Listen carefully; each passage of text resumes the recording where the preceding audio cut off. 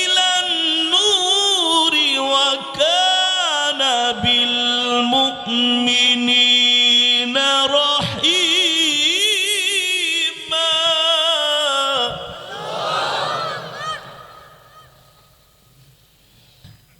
أعوذ بالله من الشيطان الرجيم.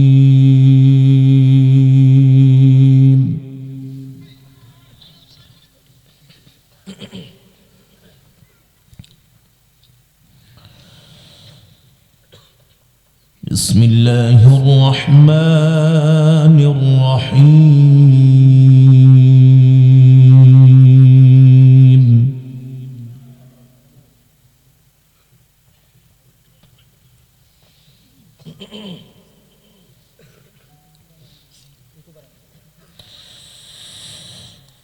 الذين يبلغون رسالات الله ويخشونه ولا يخشون.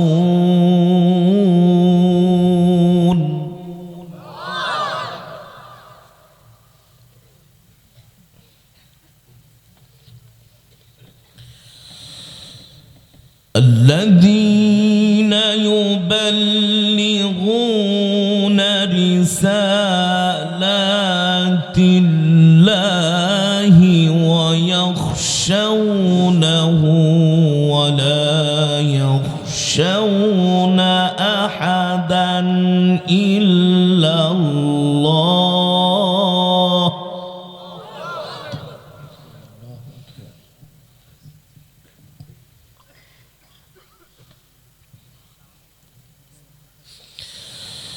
وكفى بالله حسيبا.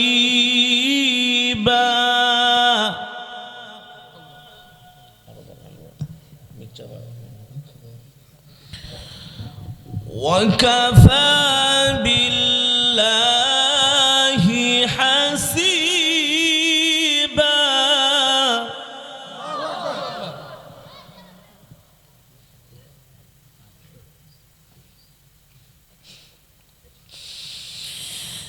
ما كان محمد أبا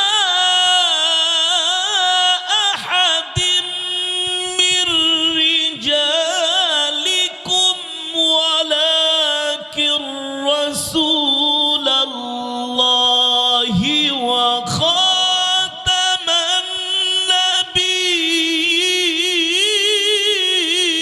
النبيين. لله تكبير، لله تكبير.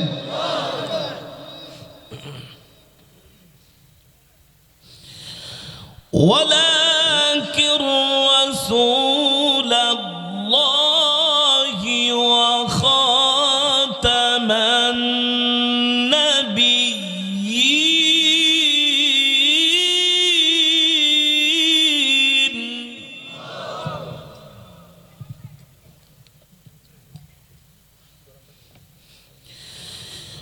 ولكن رسول الله وخاتم النبيين. ولكن رسول الله وخاتم النبيين.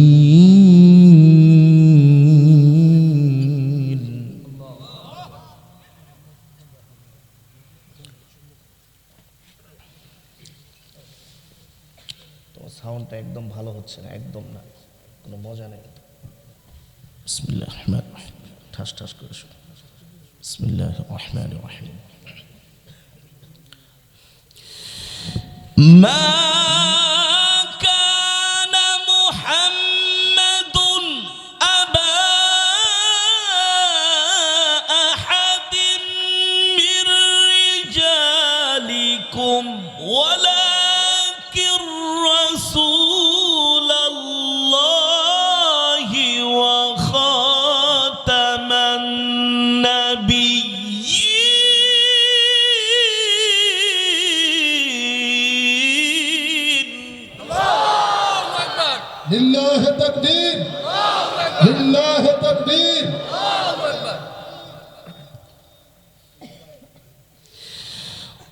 ولكن رسول الله وخاتم النبيين.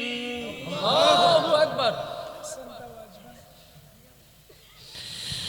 ولكن رسول الله وخاتم النبيين.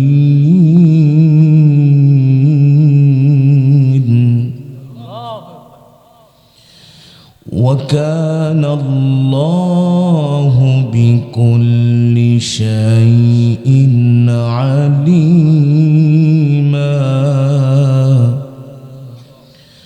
وكان الله بكل شيء عليما.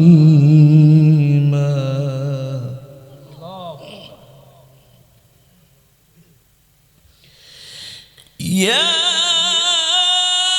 أيها الذين آمنوا اذكروا الله ذكرا كثيرا وسبحوه بكرة وأصيلا هو الذي يصلي عليكم. الله أكبر.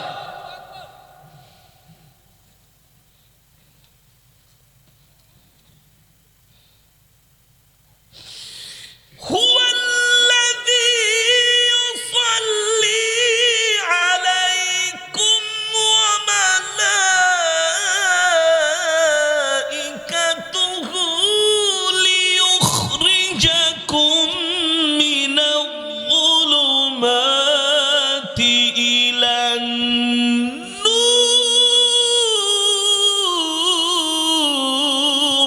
الله أكبر.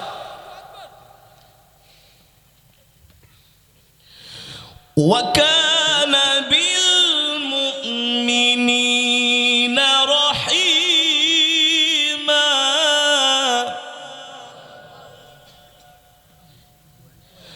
وكان بالمؤمنين رحيما. وكان بالمؤمنين رحيما.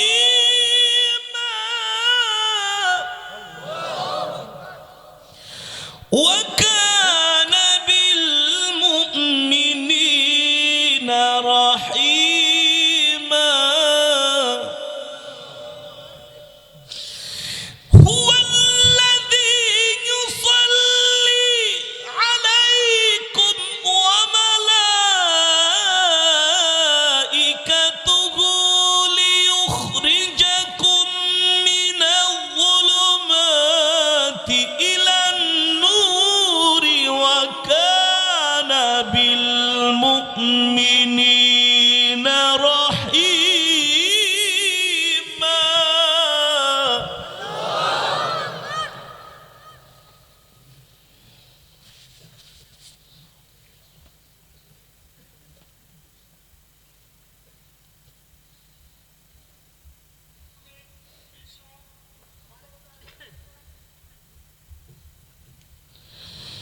وكان بالمؤمنين رحيما.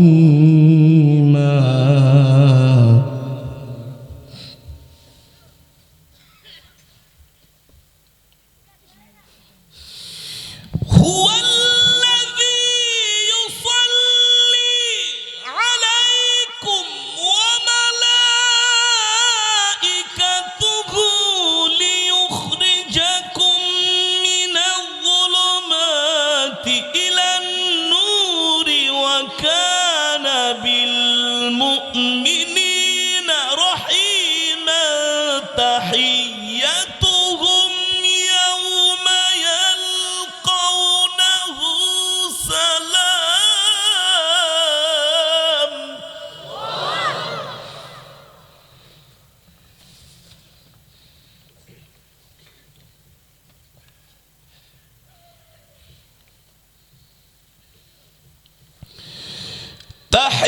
تحيتهم يوم يلقونه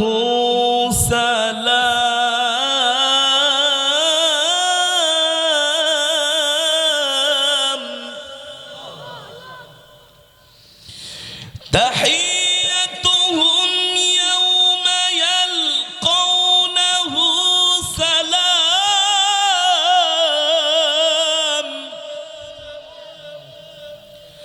سلام وأعد لهم أجرا كريما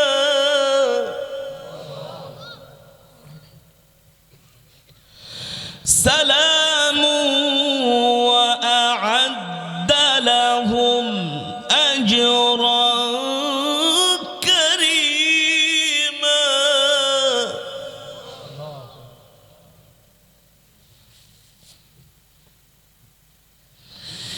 يا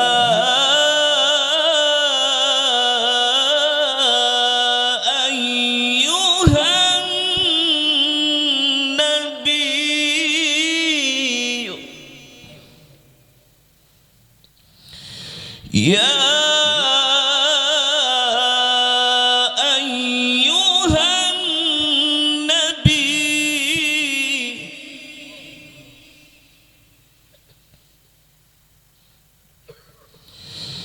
يا أيها النبي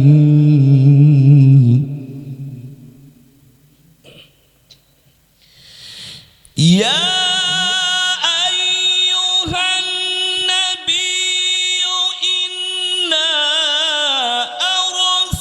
أرسلناك شاهدا ومبشرا ونذيرا وداعيا إلى الله لله تكبير لله تكبير কোরআন সুন্নাহর আলো কোরআন সুন্নাহর আলো লিল্লাহি তাকবীর يا أيها النبي إنا أرسلناك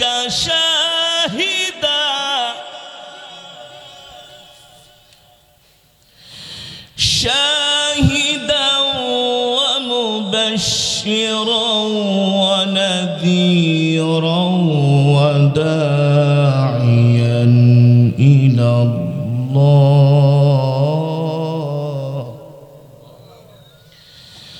وداعيا إلى الله بإذنه وسراجا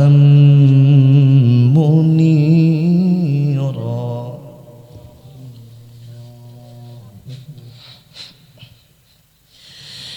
يا أيها النبي إنا أرسلناك شاهدا ومبشرا ونذيرا وداعيا إلى الله بإذنه وسراجا منيرا أحسنت واجبا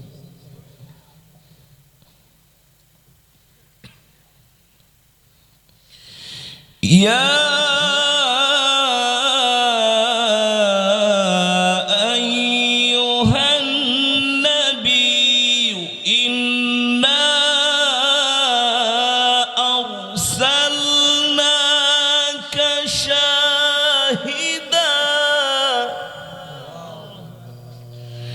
شاهدا ومبشرا ونذيرا وداعيا إلى الله بإذنه بإذنه وسراجا منيرا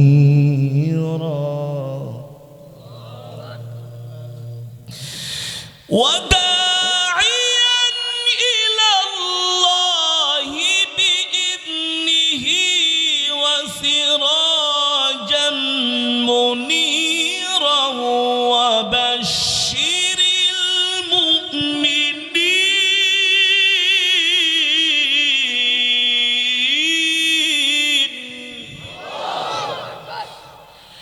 وبشر المؤمنين بأن لهم من الله فضلا كبيرا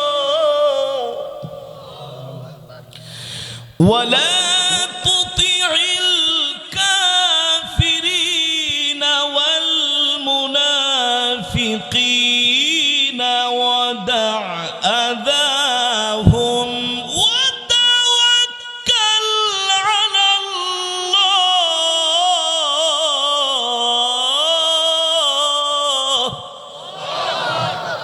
لله تكبير لله تكبير.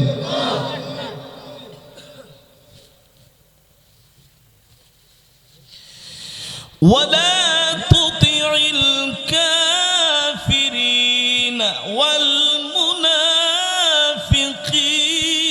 ودع أذاهم وتوكل على الله.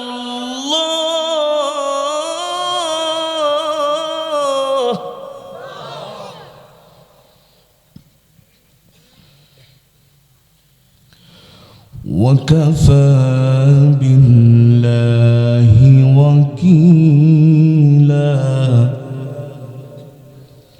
وكفى بالله وكيلا.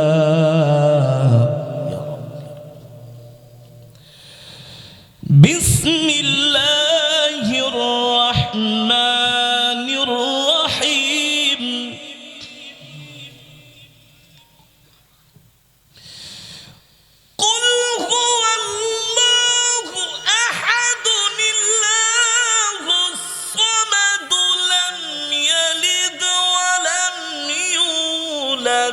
ولم يكن له كفوا أحد.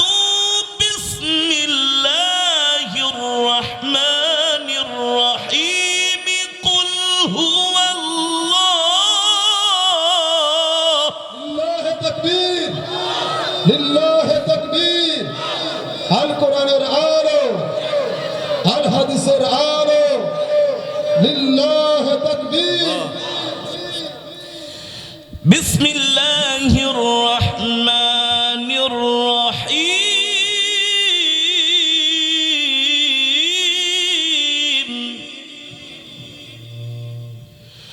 قل هو الله أحد الله الصمد لم يلد ولم يولد ولم يكن له كفوا أحد. بسم الله الرحمن الرحيم. قل هو الله أحد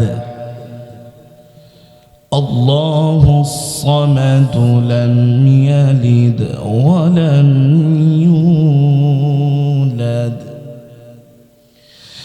لم يلد ولم يولد ولم يكن له كفوا أحد. صدق الله العلي العظيم. আমরা সকলে বলি আলহামদুলিল্লাহ। আরো মোহাব্বতের সাথে বলি আলহামদুলিল্লাহ। সমস্ত প্রশংসা কার জন্য? আরো জোরে বলেন কার জন্য? সেই মহান রব্বুল আলামিনের জন্য, যিনি আমাদেরকে সৃষ্টি করেছেন। ঠিক কিনা বলে? আমি আপনাদের দীর্ঘক্ষণ সময় কোরআনে মাজিদের তেলাওয়াত করে শুনিয়েছি আল্লাহর কালাম, আমি পড়েছি, আপনারা শুনেছেন। এক একটা হরফের বিনিময়ে কমপক্ষে 10টি করে নেকি পেয়েছেন। সুবহানাল্লাহ বলেন। গভীর রজনী হয়ে গিয়েছে, আমরা বেশিক্ষণ সময় নিব না, শেষ দোয়া করে মোনাজাত দিয়ে দিব আমরা মোনাজাত দিয়ে যেতে রাজি আছে তো ইনশাআল্লাহ? কে কে রাজি আছে একটু হাত উঠাই তো, নারায়ে তাকবীর। হাত উঁচু করেন, ইমানদারের মতো, মুনাফিক বেঈমানের মতো না। হাত উঁচু করেন, আল্লাহকে দেখান, বলেন আল্লাহ, আরো জোরে বলেন আল্লাহ। শেষ মোনাজাত না করে বাড়িতে যাব না। আল্লাহ আমাদের কবুল করুক। হাত নামান। আমরা শেষ মোনাজাত দিব। শেষ ভালো যার, কথা বলে না, শেষ ভালো যার সব ভালো তার, ঠিক কিনা বলেন? রাত্র যত গভীর হয় আল্লাহর রহমতের দরজা বান্দার জন্য খুলে দেওয়া হয়। হতে পারে আজকের এই রাতটা আমাদের জন্য নাজাতের জারিয়া হয়ে যেতে পারে। কোরআনের মাজমা জান্নাতের বাগান, কেউ বেয়াদবি করবেন না। কোরআনের মাজমায় যে যেখানে আছেন কোরআনের মহব্বতে, কোরআনের সম্মানে জমে জমে বসে যান। আমাদের একমাত্র যাজা দান করবে কে? এর উত্তম পুরস্কার দিবেন কে? যে আল্লাহর কোরআনকে ভালোবাসবে, আল্লাহর কোরআন তাকে পাহারা দিয়ে দিয়ে জান্নাত পর্যন্ত পৌঁছে দিবে। বলুন আল্লাহু আকবার। সম্মানিত হাজিরিন, আপনারা জানেন বাংলাদেশের বিভিন্ন জায়গায় ওয়াজ মাহফিলে বাধা হয় কি হয় না? কিছু কুলাঙ্গার নেতা, কুলাঙ্গার চেয়ারম্যান বাধা দেয়। আর আজকে এই এলাকায় সম্পূর্ণ উল্টো, ঠিক কিনা বলেন? আমাদের নূরে আলম সিদ্দিকী, আল্লাহ তাকে নূর দ্বারা ভরপুর করুক, কোরআনের নূর দ্বারা আলোকিত করুক। এমন চেয়ারম্যান শুধু এই ইউনিয়নে নয়, বাংলার প্রত্যেকটা চেয়ারম্যান যদি নূরে আলম সিদ্দিকের মতো হয়, চাল চোর, গম চোর, আটা চোর, তেল চোর বন্ধ হয়ে যাবে। রডের বদলে বাঁশ দেওয়া বন্ধ হয়ে যাবে।